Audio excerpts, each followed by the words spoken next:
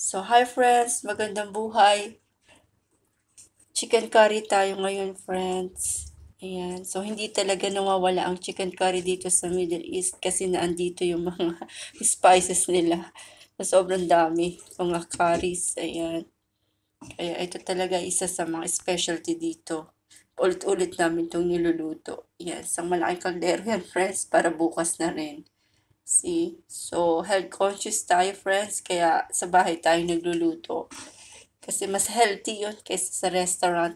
Masyadong fats sa restaurant. Ay, mas marami tayong makukuhang mga sakit kapag lagi tayo nag-restaurant. Kaya healthy pa rin yung home cooking. Ayan.